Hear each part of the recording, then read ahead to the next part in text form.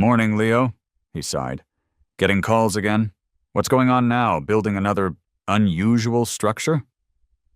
Morning, officer, I said cheerfully. Nope, just installing a brand new mailbox, model BH17B, fully compliant with HOA regulations. I gestured to the boring black box, now sitting proudly atop its post. Replacing the old one per their request. Officer Miller looked at the mailbox, looked at me, looked around the otherwise unremarkable yard. That's it? A mailbox? That's it. He shook his head. Right. Try to keep the mailbox installations quiet, okay? He left, clearly wondering why my address generated so many weird calls. My name is Leo. I live in Maple Creek Meadows, a neighborhood that prides itself on achieving a level of beige uniformity usually reserved for government buildings and budget motels. Our houses are neat, our lawns are greener than legally necessary, thanks to questionable sprinkler schedules, and our homeowners association rules with the kind of quiet, soul-crushing efficiency that makes you long for the chaotic freedom of a post-apocalyptic wasteland. Me, I'm a graphic designer by trade, which means I spend my days arguing about kerning and the emotional impact of Pantone 285C. By night, I'm just a guy trying to live his life, maybe add a tiny splash of personality to my little corner of the beige empire. My crime, in this particular instance, my mailbox. It wasn't, shaped like a giant fish or covered in flashing neon lights. It was a standard metal box on a standard wooden post. My transgression, the act of aesthetic terrorism that brought down the wrath of the Maple Creek Meadows Beautification Subcommittee, was twofold. One, I had painted it a rather fetching shade of deep navy blue, instead of the HOA-mandated black hole black, #000000. 2. I had replaced the peeling vinyl sticker numbers with some rather stylish brushed aluminum ones in a clean, modern font. Gasp. It looked good. Tasteful, even. It had character. Character, however, is apparently a Class B felony in Maple Creek Meadows. The chief prosecutor, judge, and jury in all matters aesthetic is Karen Becker, who lives across the street and chairs the aforementioned beautification subcommittee. Karen possesses an almost supernatural ability to detect nonconformity from 50 paces. Her own mailbox is, naturally, the platonic ideal of HOA-approved blandness, black, standard issue, numbers perfectly aligned, probably buffed daily. She once tried to get Mrs. Henderson cited for wind chimes that produced an unharmonious tonal frequency. I was retrieving my mail one sunny afternoon, mostly junk mail and bills, the usual suburban bounty, when Karen's voice sliced through the air. Leo! She was standing on her pristine lawn, arms crossed, head tilted slightly, like a hawk assessing potentially diseased prey. A moment, if you please. I sighed inwardly. Here we go. Hey, Karen, what's up? Your mailbox, she said, drawing the word out as if it tasted unpleasant. I've been meaning to mention it. It's really not in keeping with the established visual standards of our community. I looked at my mailbox. It looked like a mailbox. Holding mail. What's wrong with it, Karen? It works fine. The color, Leo, she explained patiently, as if to a particularly slow child. It's blue, a rather aggressive blue. The approved palette specifies black, or, in certain pre-approved circumstances, dark bronze. And those numbers. She shuddered delicately. That font is far too contemporary. It clashes terribly with the traditional colonial aesthetic we strive for here. Our houses were built in the late 90s and looked about as traditionally colonial as a strip mall. It's dark blue, Karen, navy blue. Very nautical, very respectable. And the font is called Helvetica Neue, It's a design classic. It's an eyesore, she countered flatly. It lowers the tone of the entire street. Honestly, Leo, it reflects poorly on all of us. Couldn't you just replace it with the standard model from Home Depot? The black one? Like everyone else? Her voice held that distinct blend of forced politeness and utter condescension she'd perfected. I like my mailbox, Karen, I said, perhaps a little too firmly. It's perfectly functional and, in my opinion, looks rather nice. Well, she sniffed, the beautification subcommittee may have a different opinion. Expect to hear from us. She turned and marched back across the street, leaving me standing there holding a flyer for discount gutter cleaning and contemplating the sheer, unadulterated tyranny of suburban aesthetic committees. A week later, the official edict arrived. Cream-colored envelope, HOA logo embossed in the corner. Inside, a formal warning from the Maple Creek Meadows Beautification Subcommittee, signed, of course, by Karen Becker, Chair. It cited Article 4, Section 2, Paragraph 7, Mailbox Standards and Uniformity, and declared my mailbox non-compliant due to unapproved color application and non-standard numbering font. I had 30 days to rectify the situation by replacing the mailbox and post with model hash BH17B, standard black rural mailbox, or face daily fines of $25 until compliance was achieved. $25 a day. For a blue mailbox with nice numbers. I crumpled the letter, then smoothed it out again, rage simmering. Replace it. Fine, I'd replace the damn mailbox. I'd get the ugliest, cheapest, most soul-crushingly bland model hash BH17B they sold. I would comply with their stupid rule down to the last regulation screw. But the area around the mailbox, the bylaws were surprisingly vague about that. Section 9 covered lawn ornaments and decorative features, setting height limits, 6 feet maybe, and requiring natural appearance, but offering few specifics beyond prohibiting items deemed offensive or detrimental to community harmony. An idea began to percolate, an idea born of sleep deprivation, caffeine, and pure, unadulterated spite. An idea feathered, taloned, and ready to ruffle some serious HOA feathers. I wouldn't just replace the mailbox. I would give it a guardian, a protector, a large, intimidating, possibly animatronic protector. Karen wanted visual harmony? I'd give her a 4-foot-tall great-horned owl staring directly into her living room window. My initial brainstorming involved gargoyles, too gothic for Maple Creek. Lawn gnomes armed with tiny pitchforks, too cliché. Maybe a life-sized chrome T-Rex, probably violates height restrictions. But the owl felt right. Owls are symbols of wisdom, right? Watchful protectors. Also slightly terrifying, especially when they turn their heads 180 degrees and stare directly at you. Operation Strigiforms, that's the scientific order for owls, thank you Google, was a go. First phase, research. I dove into the surprisingly complex world of outdoor animatronics. How hard could it be to make a giant owl turn its head and blink? Answer: surprisingly hard.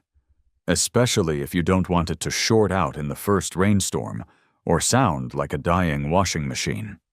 I learned about servo motors, stepper motors, weatherproof enclosures, PIR, passive infrared, motion sensors, Arduino microcontrollers, and the challenges of powering outdoor electronics reliably. Solar power seemed elegant, but possibly insufficient for the motor. Running low-voltage wire from the house seemed most practical. Next, owl aesthetics. I studied pictures of great horned owls, those intense yellow eyes, the feathery horns, the imposing posture. I needed something realistic enough to be impressive, but stylized enough to be durable. How to build the body. Carved foam seemed promising. Lightweight, easy to shape, could be hard-coated for weather resistance. Fiberglass was another option, stronger but more complex to work with. Then the features. Head turn? Definitely. 180 degrees minimum, maybe even 270 for extra creep factor. Eye blink? Simple LED effect, easy enough. Wing ruffle? Maybe too complex, prone to breaking. Sound? A realistic hoot triggered by the motion sensor? Oh, absolutely. Imagine Karen walking out to get her newspaper and being greeted by a deep hoo-hoo from a 4-foot owl staring her down. Yes, that was essential. I started sketching, overlaying my owl design onto a site plan. It would sit on a faux log base, positioned right beside the new, impeccably compliant mailbox post. The motion sensor would be aimed to cover the sidewalk and street area directly in front of the mailbox. Anyone approaching would get the owl's full attention. Budgeting was sobering. High-torque servo motors aren't cheap. Neither is marine-grade wiring, weatherproof enclosures, large blocks of high-density foam, or realistic acrylic owl eyes. And that didn't even factor in the labor for sculpting, painting, and electronic integration. This feathered folly was going to cost significantly more than a lifetime supply of $29.99 black mailboxes. Was it worth it? I pictured Karen's face again. Yes, emphatically yes. Time to assemble the team. My skills involved Photoshop and HTML, not sculpting giant birds or programming robotics. I needed wizards.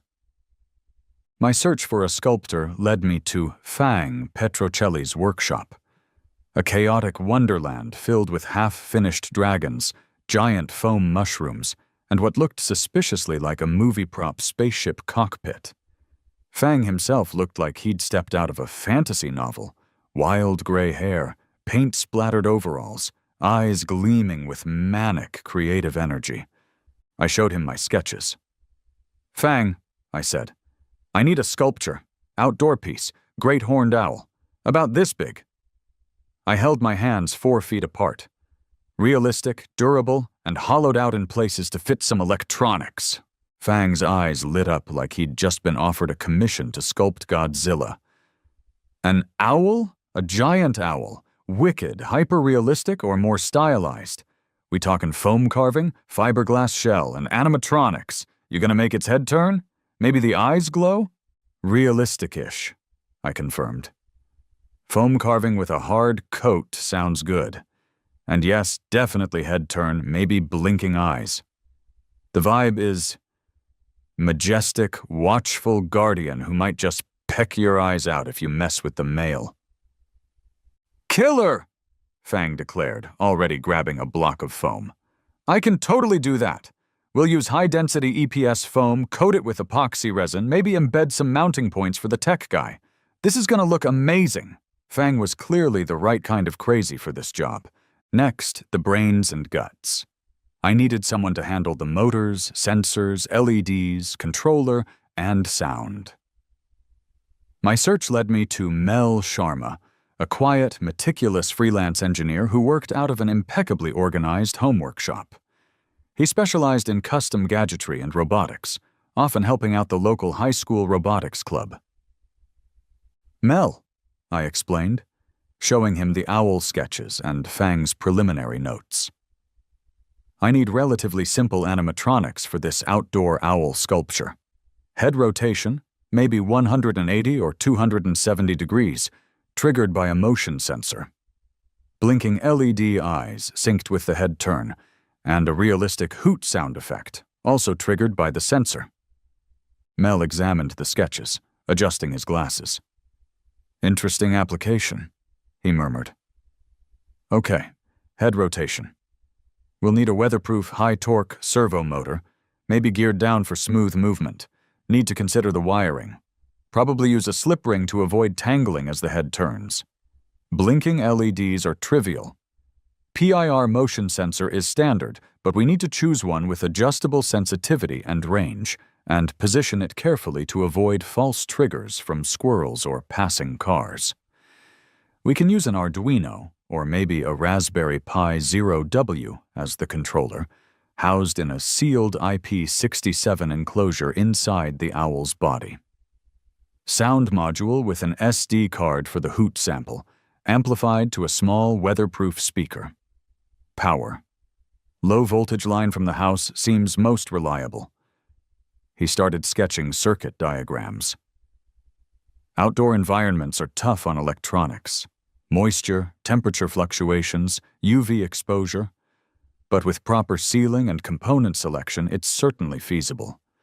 This is much more interesting than the smart cat feeder I built last week. Mel was in. With Fang carving foam like a man possessed, and Mel meticulously designing circuits, I turned my attention to the mailbox itself. I dutifully purchased the HOA-mandated model #BH17B standard black rural mailbox and matching post from Home Depot. It was soul-crushingly boring. Perfect. I dug out the old post, carefully measured the setback, 5 feet, exactly this time, thank you very much, and cemented the new post in place. Progress reports trickled in. Fang sent photos of the owl taking shape. First a rough bird-like form, then intricate feather details carved into the foam. Mel sent videos of the head mechanism smoothly rotating on his workbench, the LED eyes blinking with eerie realism.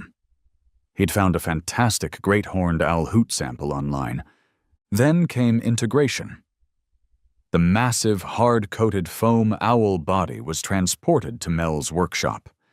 He spent days carefully installing the motor, the sensor, hidden discreetly beneath the owl's chin feathers, the speaker, tucked into the chest cavity, the LEDs behind the acrylic eyes Fang had sourced, and the sealed enclosure containing the controller board. Wiring it all together inside the cramped, hollowed-out owl was, he admitted, a bit fiddly. Testing revealed the inevitable glitches. The first motor Mel tried was too weak to turn the heavy head smoothly. Upgraded motor. The hoot sounded tinny. Upgraded speaker. The motion sensor sometimes failed to trigger if approached too slowly. Adjusted sensitivity. The LED eyes occasionally blinked out of sync, giving the owl a disturbing wink. Debugged code.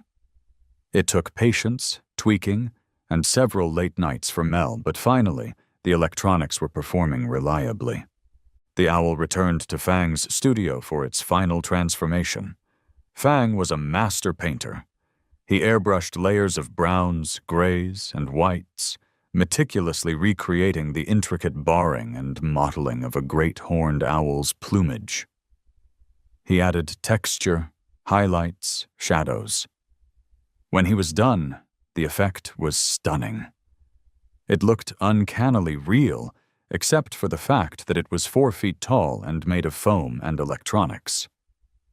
While the owl was getting its paint job, Brenda must have sensed a disturbance in the force, or maybe just saw the new mailbox post.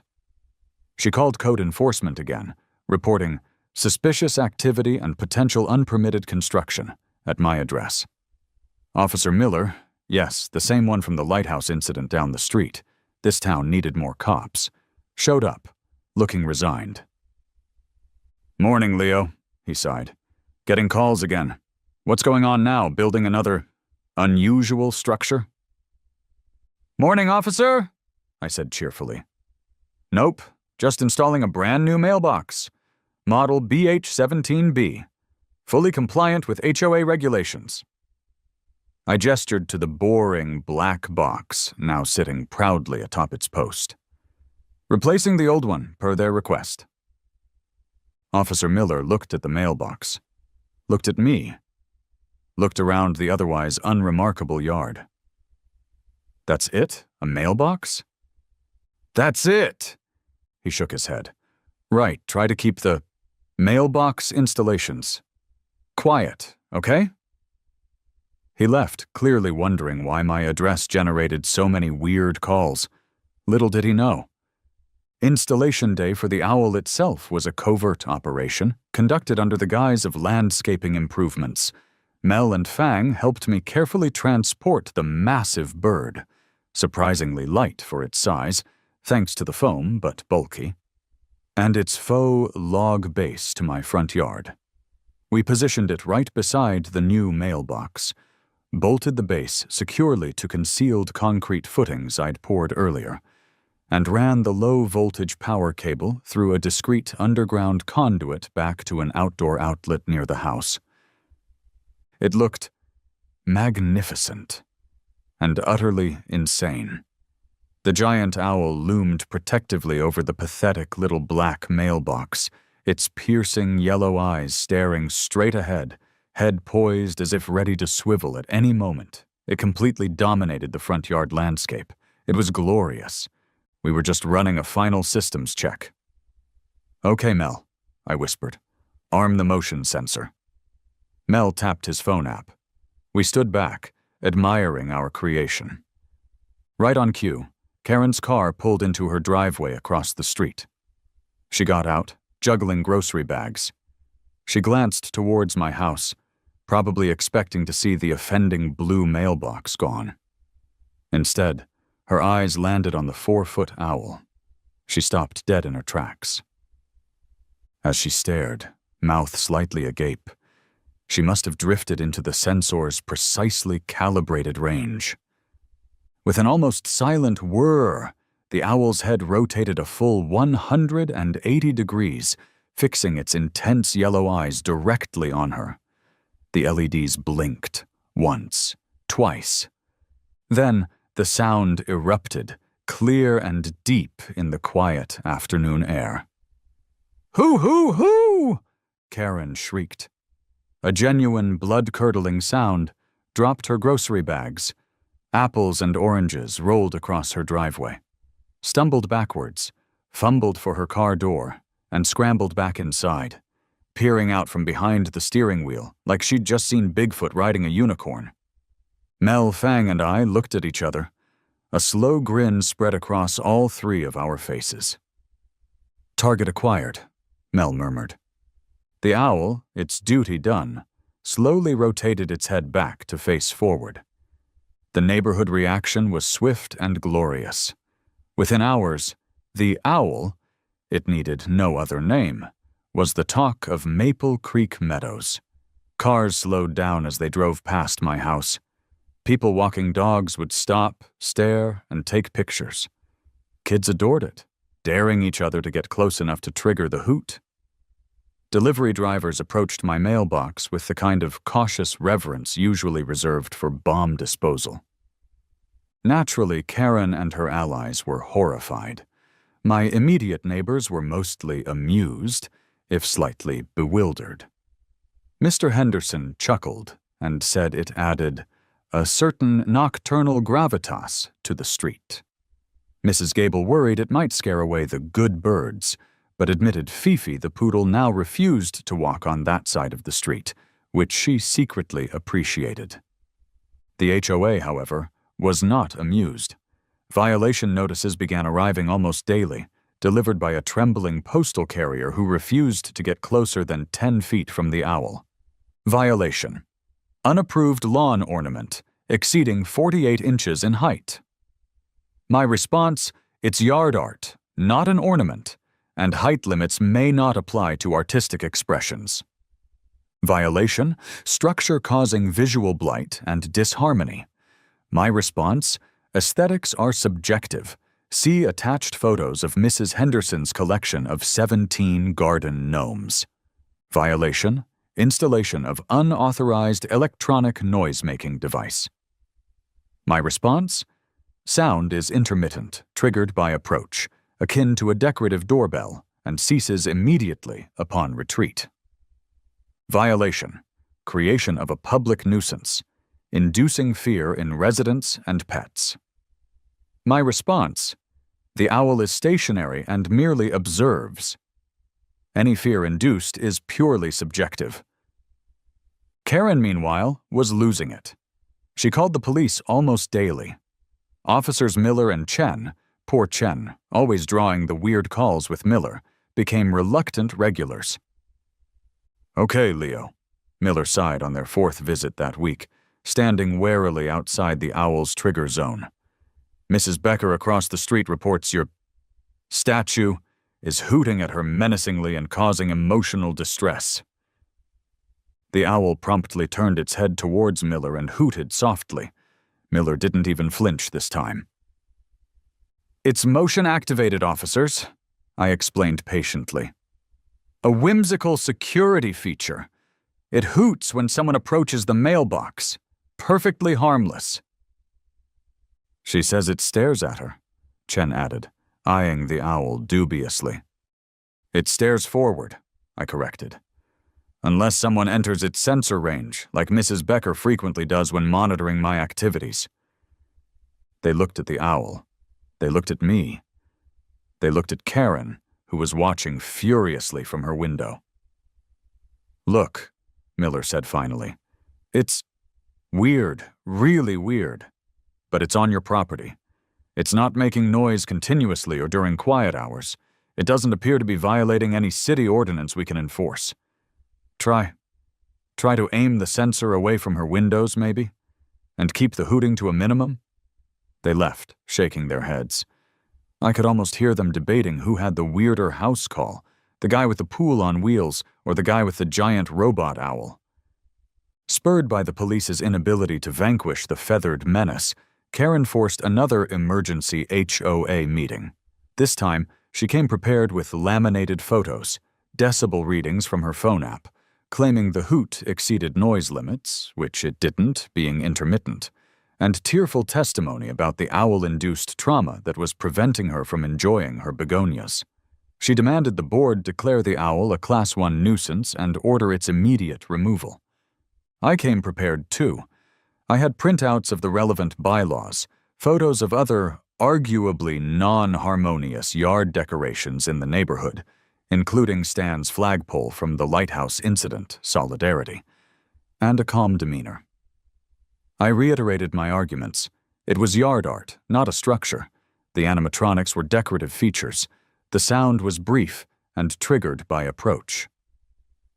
"Furthermore," I added, playing my trump card, "I've noticed a significant decrease in squirrels attempting to raid Mrs. Henderson's bird feeder since Archimedes here took up residence." I'd decided to name him Archimedes. "He serves a valuable community purpose as a deterrent to unwanted wildlife." The meeting devolved, as expected. Shouting, finger-pointing, arguments about the definition of art versus eyesore. The board looked miserable. Their lawyer, patched in via speakerphone again, likely advised them that forcing removal of animatronic yard art based on subjective aesthetic complaints was legally shaky ground. In the end, they punted again. They couldn't force me to remove Archimedes based on existing rules. They issued a formal warning about ensuring decorative features do not become a nuisance, and vowed to form another subcommittee to draft stricter regulations regarding animated lawn statuary. Good luck with that. So, Archimedes. The great horned animatronic owl remains, perched faithfully beside my impeccably compliant black mailbox. He turns his head and hoots solemnly at the mail carrier, at passing joggers, at suspicious squirrels, and most especially at Karen, who now retrieves her mail with hurried, furtive movements, refusing to meet his unblinking yellow gaze. It cost a small fortune. It consumed weeks of my life. It baffled the police and broke the HOA's tiny bureaucratic brains. Was it an absurd, over-the-top reaction to a complaint about a blue mailbox? Absolutely. Do I regret a single moment of it? Not a chance. Every morning, when I go out to get my mail, Archimedes gives a soft, welcoming hoo. It's the sound of victory. The sound of creative revenge. The sound of a neighborhood that's just a little less beige, thanks to one very large, very watchful owl. Now I wonder if Mel could upgrade him with night vision.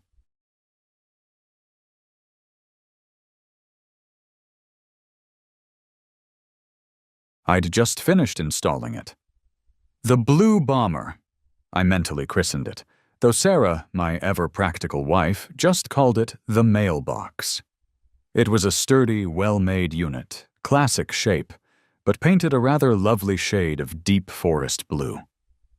A tasteful rebellion against the endless sea of sandy beige and faded greige that dominated our streetscape. I'd even attached a custom-made house number plaque I'd designed, featuring a stylized oak leaf. Subtle. Classy. Or so I thought. "Looks good, right?"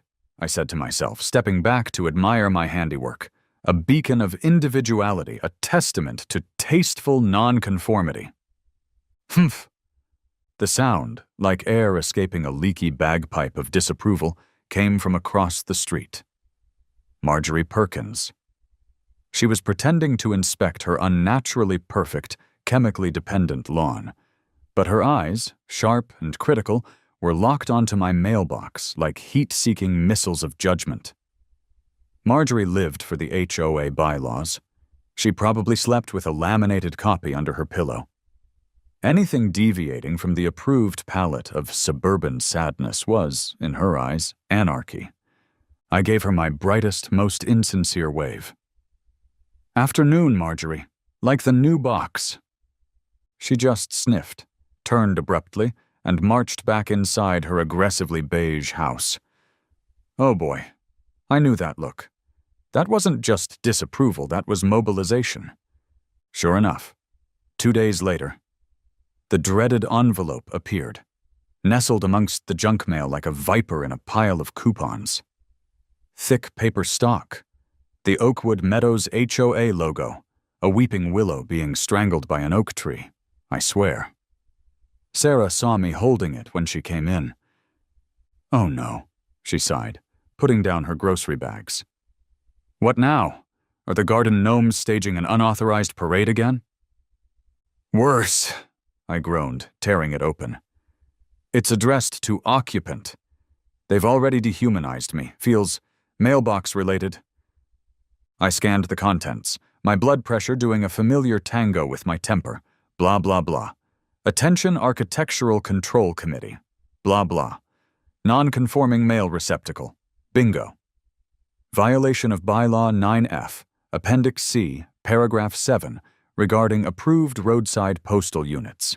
It cited deviations in color, shape, apparently my classic shape wasn't classic enough, and material. It was metal, like 90% of mailboxes, but probably not the right kind of metal. Homeowner is hereby directed to rectify this non-compliance within 30 days by replacing the unit with an approved standard model. Attached was a single catalog page showcasing 17 different models of the exact same beige plastic mailbox. 17, the illusion of choice. Unbelievable. I slammed the letter down. She actually did it. Marjorie reported my mailbox for being blue and possibly existing. Sarah picked up the letter, reading it with resigned familiarity. Deep forest blue, honey, and that oak leaf plaque was a bit whimsical for Bylaw 9F. "It's art," I protested weakly, "and it's a mailbox? It holds junk mail and bills. Who cares what color it is as long as Cheryl can find it?" Cheryl was our mail carrier, a beacon of cheerful normalcy in our otherwise tightly wound neighborhood. "Marjorie cares, Alex," Sarah said tiredly. "You know she cares. Just get the beige box. It's not worth the fight." But it was. It was about the principle. It was about Marjorie's relentless quest to homogenize the entire world, one mailbox, one garden gnome, one slightly too jolly welcome mat at a time. I had to try. I caught Marjorie later, rigorously deadheading petunias that already looked suspiciously perfect. "Marjorie," I began, attempting my most reasonable tone. "About the mailbox, it's just a color. Does it really bother you that much?" She stood up, brushing imaginary dirt from her pristine gardening gloves. "Alex," she said, her voice dripping with condescension, "it's not about bother. It's about standards. It disrupts the visual harmony of our community. It's simply not appropriate." The finality in her voice was absolute. She turned back to her petunias, dismissing me like a slightly annoying gnat. That night, I sat staring at the HOA catalog page. The 17 identical beige boxes mocked me with their blandness. Sarah was right. It would be easier to just give in, let the beige wave wash over me. But as I crumpled the page, my fingers brushed against a stray Raspberry Pi Zero sitting on my desk, a tiny, cheap computer I'd bought for some forgotten project. And then it hit me. A spark. A beautiful, terrible, possibly actionable spark. The outside had to be compliant, beige, plastic, boring, utterly unremarkable. But the inside? The inside was a blank canvas. What if the mailbox wasn't just a dumb box? What if it had personality? What if it could interact? What if, when provoked, it could? Talk back. My fingers flew to my phone. Ben, you busy? Feel like violating the spirit, if not the letter, of some HOA bylaws with me? Ben Carter, my friend and fellow tech tinkerer, answered immediately. Dude, always. What flavor of chaos are we cooking up today? Project Pandora's box, I declared, a maniacal grin spreading across my face. Marjorie Perkins just declared war on my mailbox. We're fighting back, with Python proximity sensors and passive-aggressive voice modulation. There was a pause. Then Ben started laughing. A talking mailbox? Aimed at Marjorie? Oh, Alex, this is going to be your masterpiece. My garage transformed into a clandestine electronics lab. The centerpiece, one regulation-issue, soul-crushingly beige plastic mailbox, purchased under duress from the approved supplier. It sat on my workbench like a monument to defeated creativity, but not for long. Action/comedy. Montage. The build. Nights and weekends became a blur of wires, solder fumes, and quiet cursing. Alex and Ben, illuminated by the glow of laptops and workbench lamps, close-up on fingers carefully connecting tiny wires to the Raspberry Pi, drilling discrete holes in the bottom and back of the beige box for a weatherproof speaker and ultrasonic proximity sensors. Wiring up a small microphone near the mail slot. Phase 2, Ben cackled, debating power sources, settling on a long-life battery pack supplemented by a small, easily hidden solar panel glued to the back, angled away from Marjorie's line of sight. The coding sessions were equally chaotic. We brainstormed lines, typed furiously, tested voice modulation software. How about this? Ben typed, hitting play. Mailbox voice, high-pitched, squeaky. Neither snow nor rain nor gloom of night stays these couriers, but seriously, less junk mail, please. No, I grimaced. Too annoying, needs gravitas. Or maybe sarcasm? Okay, try this. Mailbox voice, deep, booming, slightly robotic. Warning, unidentified life form detected. Please maintain regulatory distance from postal receptacle. Better, I grinned. Very Hal 9000 meets Neighborhood Watch. Testing was eventful. The mailbox randomly started reciting pi to 50 decimal places. The proximity sensor proved so sensitive it yelled, "Intruder alert," every time a squirrel farted nearby. One evening, while testing voice commands, I muttered, "This is stupid," and the mailbox immediately replied in its new gravelly monotone, "Query, is user intelligence quotient below acceptable parameters for interaction?" Ben collapsed laughing. Sarah walked in during a particularly intense session where we were trying to make the mailbox convincingly complain about the weather. "Alex," she asked, peering at the tangle of wires, "is the toaster plotting against us again?" "No, honey," I said quickly, minimizing the code window. "Just upgrading the mailboxes, notification features, for efficiency." Mailbox voice.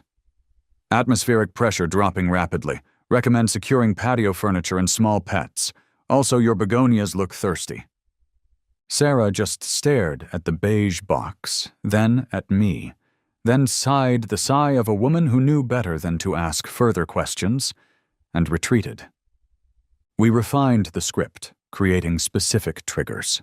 Cheryl mode, activated perhaps by the specific sound frequency of her mail truck engine. Ben got ambitious, or just a timed window around her usual delivery slot. Result: cheerful, helpful lines. Junk mail mode, triggered by volume weight sensor, inside, default response. Result: sarcastic rejections. Passerby mode, short proximity trigger. Result: random greetings, bad jokes. Marjorie mode, triggered by lingering proximity, more than 5 seconds within 3 feet. Result: polite but pointed observations and warnings. Never directly insulting, always deniable. Finally, it was ready. The ultimate Trojan horse. A beige box of bland compliance on the outside, a snarky, tech-infused agent of chaos on the inside. Operation Mailbox Swap commenced at 0400 hours. Under the cloak of suburban darkness, I performed the grim task of digging up the blue bomber. A moment of silence for its colorful defiance.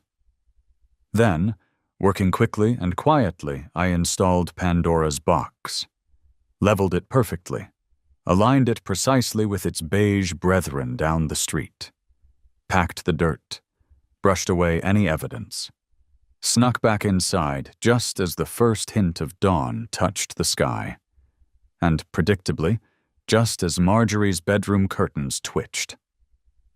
She peeked out, saw the regulation beige box standing sentinel, and I could almost feel her smug satisfaction radiating across the street. She thinks she's won, I thought, grinning in the shadows. She has no idea. Later that morning, I watched from the window, heart pounding with nervous anticipation. Cheryl's mail truck rumbled down the street, pulling up to my house. She hopped out, whistling, mailbag slung over her shoulder. Approached the new box, opened the little door. Mailbox voice, clear, cheerful, perfectly modulated. "Good morning, Cheryl. Mailbox 7B reporting for duty. Looks like a package from Amazon today, exciting." Cheryl physically jumped back, dropping a handful of letters. She stared at the mailbox, looked left, looked right, looked at the mailbox again, head tilted, listened. Nothing. She cautiously picked up the letters, squinting at the beige box. Then a slow, wide grin spread across her face. "Well, I'll be," she chuckled, shaking her head as she stuffed the mail inside. "Talkative little fella, aren't you? You have a good day too, Boxy." She hopped back in her truck, still chuckling. Mission accomplished. Stage 1, anyway. The real test came that afternoon. Marjorie embarked on her daily constitutional/neighborhood inspection tour. She marched down the sidewalk, posture rigid, eyes scanning for violations. As she drew level with my house, she paused, casting a critical eye over the new mailbox. A small, triumphant smirk played on her lips. She lingered, savoring the enforced conformity. 5 seconds passed. Proximity sensor threshold reached. Mailbox voice. Calmly, politely, but loud enough to be clearly heard. Observation. Unidentified individual exhibiting prolonged static proximity to a federal mail receptacle. Please proceed in an orderly fashion to maintain required clearance. Marjorie froze mid-smirk. Her head snapped up. She looked around wildly. Empty street. Empty lawns. She looked at the mailbox. Suspicion dawned in her eyes. She took a hesitant step closer. Mailbox voice. Warning. Minimum safe operating distance not maintained. Please step back from the designated postal zone. Marjorie gasped, stumbling back onto the sidewalk. She stared at the beige box, her face a mixture of confusion, outrage, and dawning paranoia. Who said that? Where did it come from? She scanned my house, her eyes narrowing, but I was safely hidden behind the curtains, trying desperately not to explode with laughter. She huffed, shook her head as if dismissing a bad dream, and marched off, visibly flustered. Phase 2 complete. The game was afoot. Pandora's box settled into its role beautifully. It became a quirky, unpredictable part of the streetscape. It learned Cheryl's schedule, greeting her by name and occasionally offering weather updates. "Looks like rain around 3 p.m., Cheryl. Might want that umbrella?" It developed a deep-seated hatred for pizza flyers, loudly proclaiming, "My occupant maintains a strict keto lifestyle. Begone, vile carbohydrates." Whenever one was inserted, it told groan-worthy knock-knock jokes to the kids walking home from school. "Knock knock. Who's there? Interrupting cow. Interrupting cow. What? Moo!" And for Marjorie? Oh, for Marjorie, it became a subtle, persistent, electronic gadfly.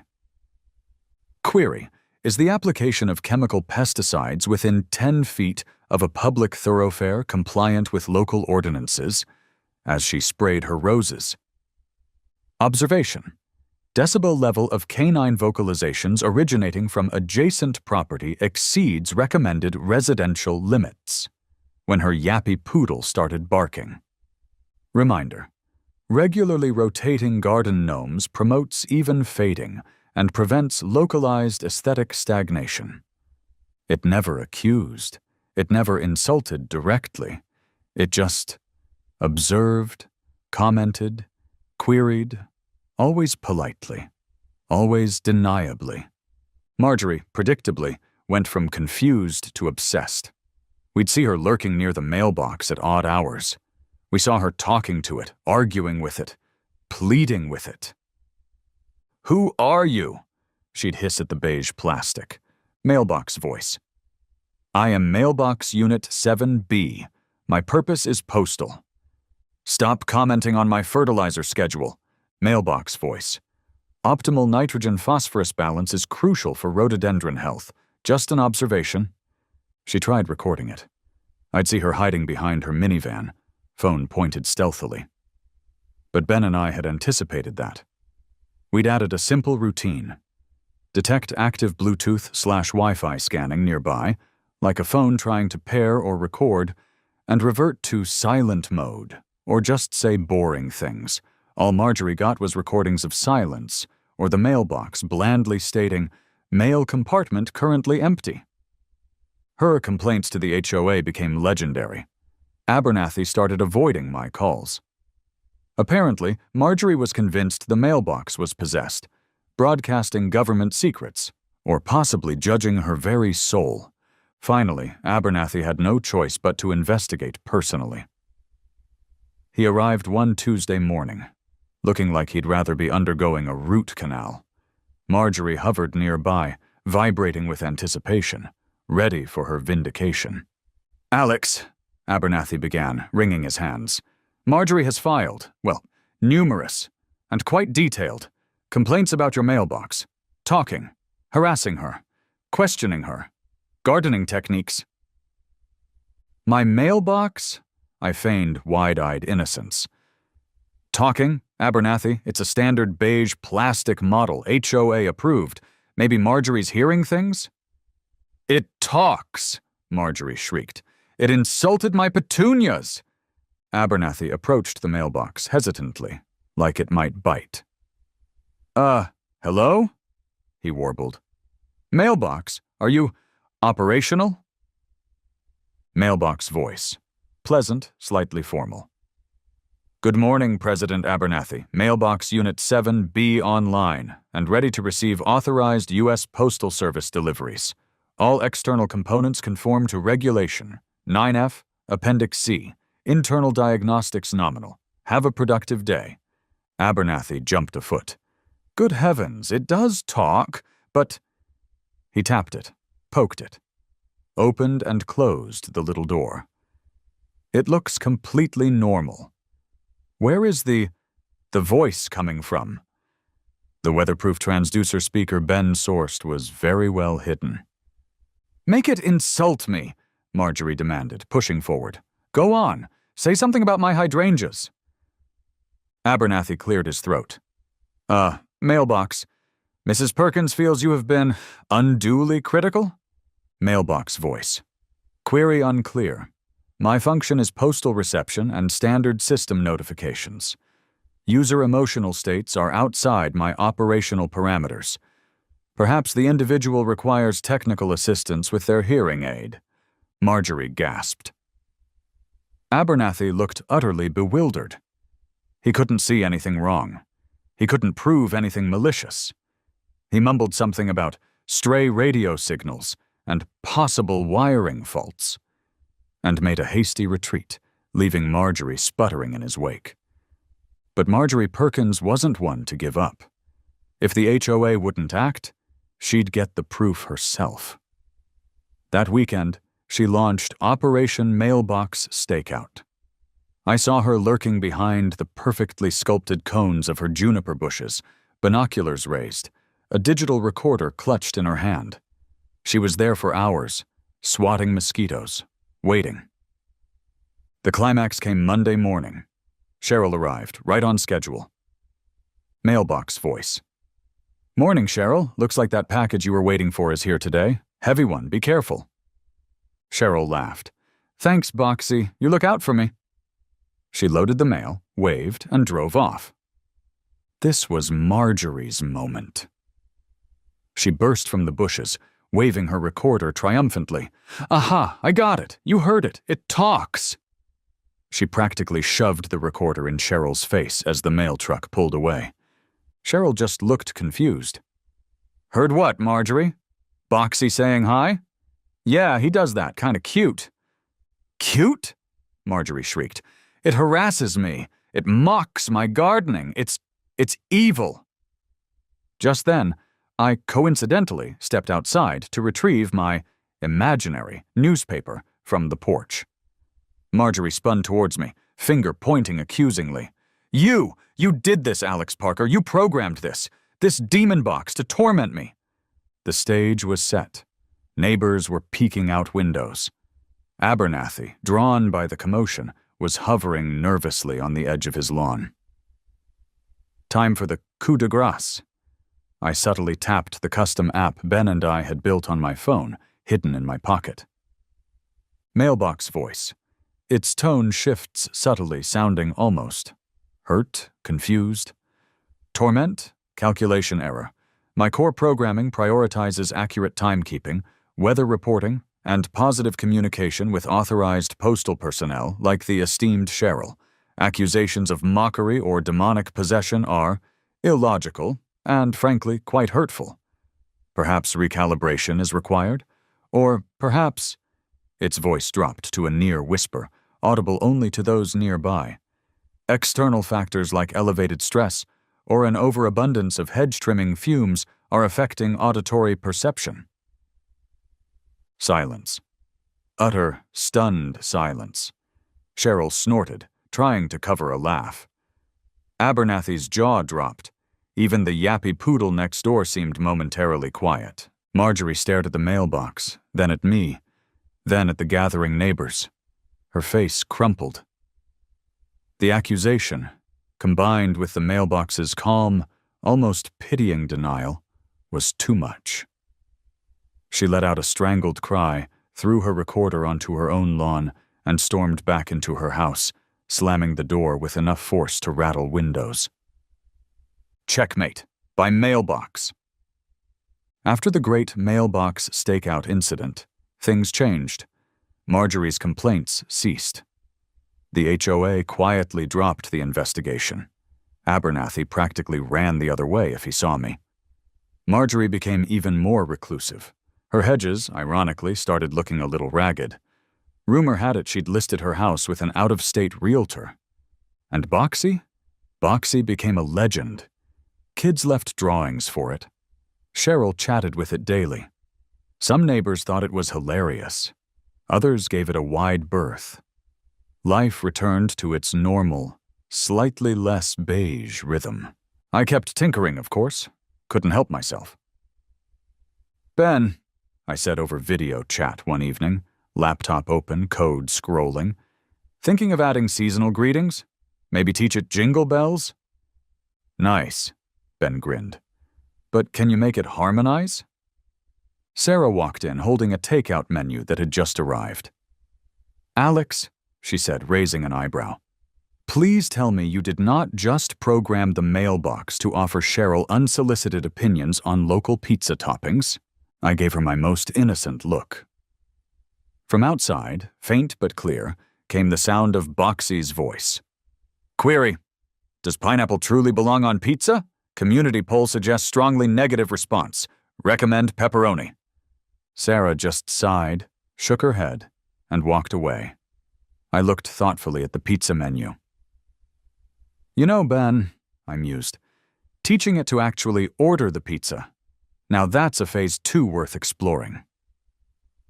The possibilities, like the mail, were endless.